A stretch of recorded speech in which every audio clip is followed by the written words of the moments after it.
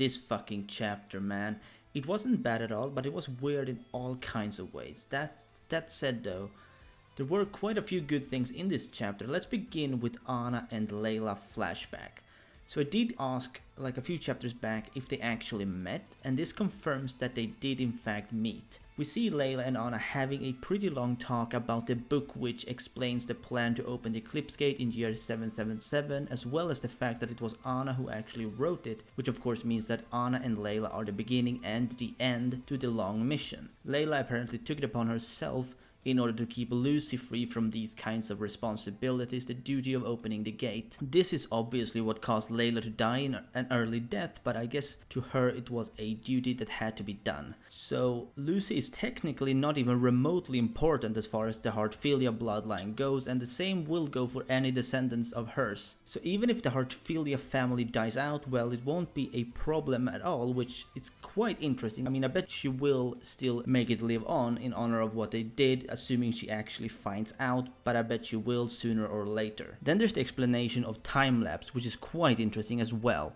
Nothing like what I predicted, but also nothing like what I've seen other people predict, which is actually very good, I'd say, because if time-lapse was the Eclipse Gate, it would have been kinda boring, to be honest, but it's not.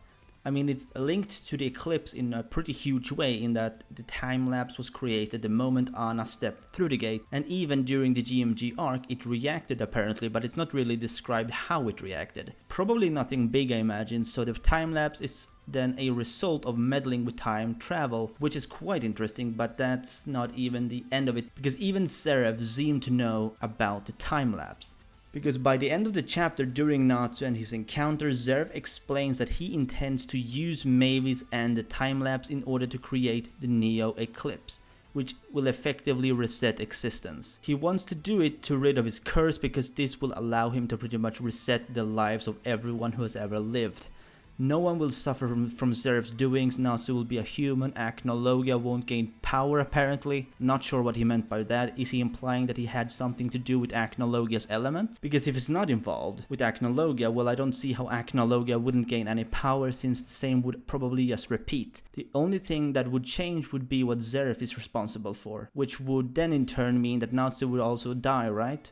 Because Natsu died before Zerf got immortal. It was a dragon who was responsible. So if Acnologia had anything to do with that, then it will still happen. So Ichiya actually devised a plan, which is what they'll attempt to do with Acnologia, which is, in my opinion, will no doubt fail because it's so weird and stupid. So they want to fly towards the time-lapse, right? With Acnologia tailing them, and move around the time-lapse really fast, hoping that Acnologia won't follow their example and instead fly straight into it. I don't see it happening. It's kind of a shitty plan, to be honest, but I guess they're desperate. I mean, even Anna says that if that doesn't work, then there's no hope for them. So let's go back to Natsu and Zerf, because their fight is fucking weird. I mean, the way Natsu got all sticky from Zerf's attacks, like what the fuck was that even? Zerf's attacks are usually pretty straightforward and just do a great deal of damage, but that which he used seemed to be some kind of glue-like magic which caused Natsu to not be able to move at all, like it kinda like stuck him in place. The reason he did it was most likely so that he could explain his plan to use Neo Eclipse, as I mentioned earlier, without being interrupted by Natsu attacking him. So the last bit that I want to talk about is actually Lucy, Gray and Happy, because it's a bit strange, right? Gray considers telling them of Zerf's plan, but that cheeky fucker puts on a grin and decides not to. Like, what the hell, Gray? I would understand if he didn't, to not put them more on edge than they already are, but he puts on a smile as if he delights at the thought of being the only one who knows. I mean, I'm sure there are more than one way to interpret his smile, but to me that was such a cunt-like move. Then there's fucking Happy. Don't even get me started on that sodding cat. While Lucy talks about Natsu's life and safety and whatnot, Happy suggests that they should open the book. The book of E.N.D. They don't even know what it will do. If it does anything at all, that is. I mean, I reckon it would do quite a lot, but they can't possibly know that, and Happy brings up an option like that, to actually fucking open it.